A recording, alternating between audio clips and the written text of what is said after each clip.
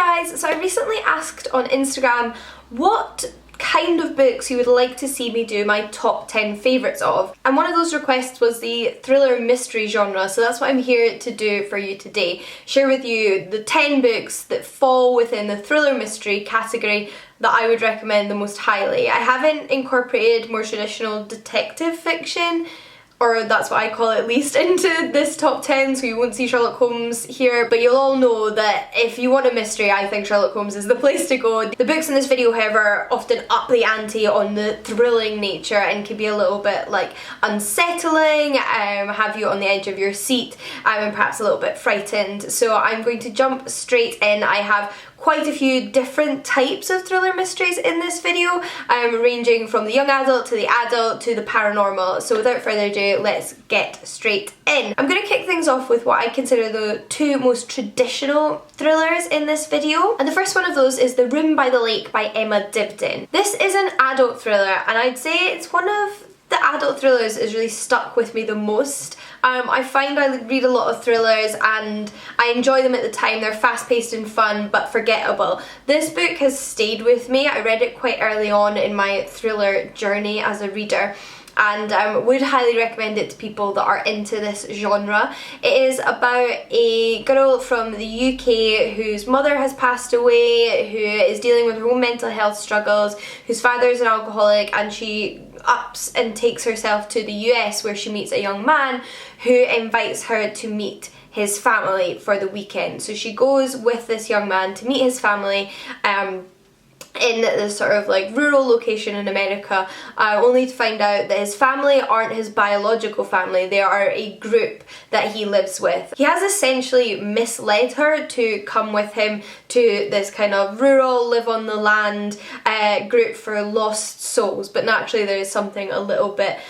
darker going on behind the scenes. There's lots of questions that she has, and the people in this book very much take advantage of the emotional struggles that she has been through, and I felt it had me on the edge of my seat like I would hope a thriller would have, but I also felt it was well written and dealt with some more serious issues. Like I mentioned, there's a lot of things going on in this young woman's life. So it had that like fast-paced, engrossing nature that I want from a thriller, but it didn't feel very surface level, which I appreciated. Next up is another adult thriller, and that is Black Eyed Susans by Julia Heberlin. This book is perfectly paced. That is what really made this book for me. It sped up at the perfect momentum throughout the reading experience that had me on tenterhooks. This is a book told in two parts, so the chapters switch between one another. One of the narratives being set in the present, following the main narrative, and the other one being set in the past during therapy sessions that our protagonist was in. Now, our protagonist was going to therapy because she was the victim of this serial killer, the final victim, but she didn't die. She's the only one of his victims that survived. So naturally she goes through quite a lot at quite a young age. This all happens when she's a teenager, and they believe they caught the guy, he's in prison, but there is this sort of organisation currently trying to fight for this man's release because he's on death row, believing that he was wrongly convicted, and they ask for her help, and she starts to question whether he was the man that attacked her, whether he was the serial killer or not, and is trying to piece together whether the man that did attack her is still out there or not, and what's really going on. And we flip back and forwards, like I mentioned, between these two times, and I think that that was what really kept me captivated by the story. Both perspectives were fascinating, and that constant switching between them meant there was always more questions. I never felt like I knew exactly where things were going, and it really just nailed the tone of what I want in a thriller. I then have three young adult thrillers, and the first one is one I actually read when I was a child, maybe like 12, and really stuck with me. I really would like to reread it as an adult because I still find I really enjoy young adult thrillers even as an adult, and that is Roxy's Baby by Catherine McPhail. I read a few of her books when I was younger, loved them all, but this one in particular stuck with me. It's about a teenage girl called Roxy who finds herself pregnant and doesn't know what to do, so she runs away and ends up getting taken in by these people who supposedly help young people, teenagers who find themselves with unwanted pregnancies, help them like get through the pregnancy and then find somewhere for the baby to go and arrange an adoption for the baby. Of course, there's something darker going on, there always is. It's a thriller, but it's also based on real events. So Catherine McPhail got the idea for this story from something that was currently like in the news that was going on at the time, and it just was so impactful and so well done, I thought. And I remember my mum reading it shortly after me and also really enjoying it, which is one of the other reasons I think you would enjoy it regardless of what age you are.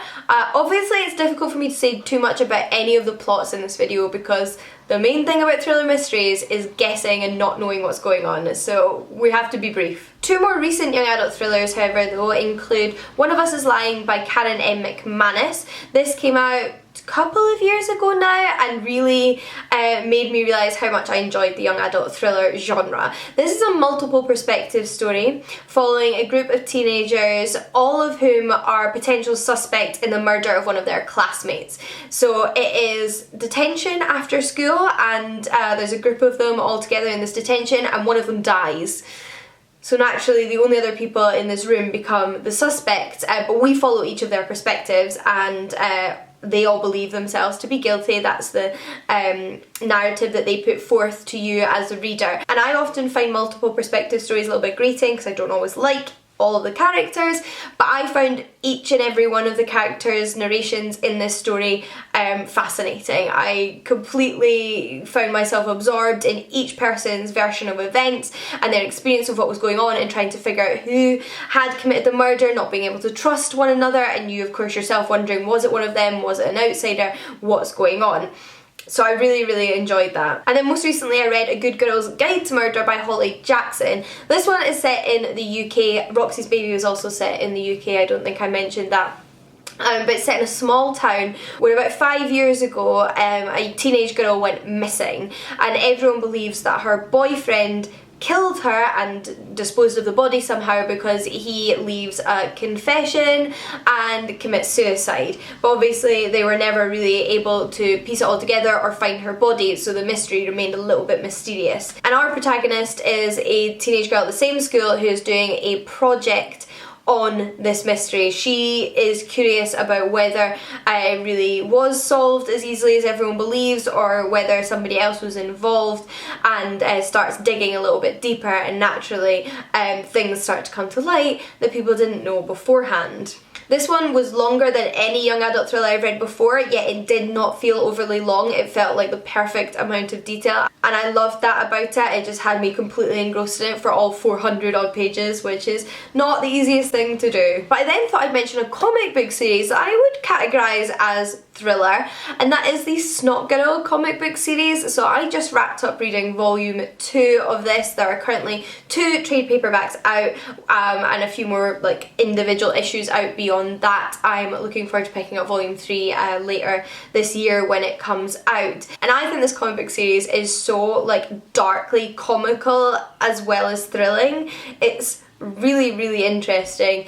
It is about this social media influencer and fashion blogger called Lottie, who has incredibly terrible allergies, which makes her really anxious, and she's dealing with her own struggles whilst also like having her life in the spotlight. She's one of those characters that you kind of hate but you kind of love at the same time, and she meets this new girl who is also a like popular social media fashion influencer, and she is completely obsessed with her. She thinks she's incredible and she's trying to create a friendship with her. However, naturally there is some darker things going on, and she starts to lose kind of pieces of her memory. There's another character that may or may not be stalking her. We don't know. You have to read the individual issues of comic books to find out. I don't want to ruin any more than that. But I also love the artwork in this series, which is of course incredibly important when it comes to comic books, and it has me, you know, excited for the next volume, which I think says a lot. We then have what I have categorised the paranormal. thriller section, and the first one of those is The 7 Deaths of Evelyn Hardcastle. I loved this book. It was one of those books I picked up thinking this might be interesting and could not put it down or really believe how much I enjoyed it. It is set in what feels like a kind of Agatha Christie-esque time period that you'd find in one of her detective novels. I don't think it's ever specified, but it's in this big manor house over a weekend where they're having a big party, and we're following one or multiple of the guests at this party. Basically, our narrator wakes up in the body of a different guest for 7 days in a row, starting the same day again each of the days when he wakes up. And when he first wakes up, he thinks he's the person whose body he's woken up in, although he has absolutely no memories, and it's not until day 2 that he realises he is waking up in different people's bodies, and that he has been tasked with solving the murder of Evelyn Hardcastle that will take place at this party at some point during this day. And by experiencing the day from different people's perspectives multiple times, he's supposed to figure out what's going on. But equally, there is the mystery of what is this paranormal aspect? Why is he waking up in multiple bodies? What is going on, and who is the creepy masked figure looming ever present in the background? This book had me constantly guessing. There was just more and more questions the more and more I read, which was so impressive. And although I had my theories about where things were going to go, I certainly didn't call the entire ending, and I loved it to the end. We then have one that I kind of would consider science fiction, and that is The Arrival of the Missives by Elia Whiteley.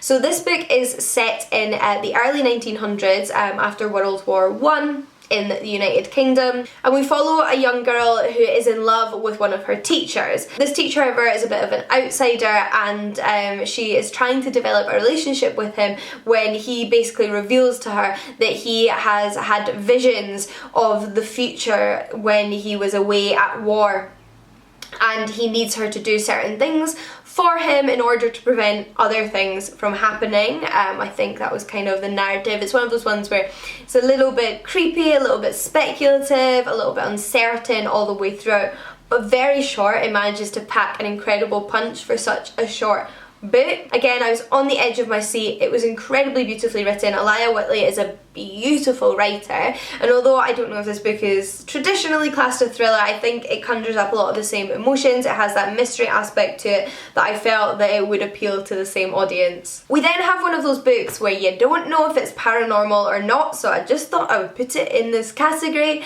and that is Hollow Pike by Juno Dawson. This is another young adult novel, and in this one our protagonist has just moved to a new school after something that happened to her at her old school that has made her need to like get away, sort of like start again, and her family have moved to this new town, and she is obviously trying to make friends and meet new people at this school, but things are waylaid when there is a murder. At the same time, however, as obviously that quite like real danger that's going on, somebody has, you know, killed one of the fellow school students, she is having visions, and she does not know what's going on, if this is like real, if this is just in her head, but she's having these really dark, disturbing visions, and there's hints of witchcraft and in this area, and a history of witches in this area. So it's kind of like, is there magic, is there not magic, is there paranormal, are there visions, are there witches? I don't know, you just have to read to find out. And then lastly we have a book that, again, I think I'm squeezing into this category a little bit loosely.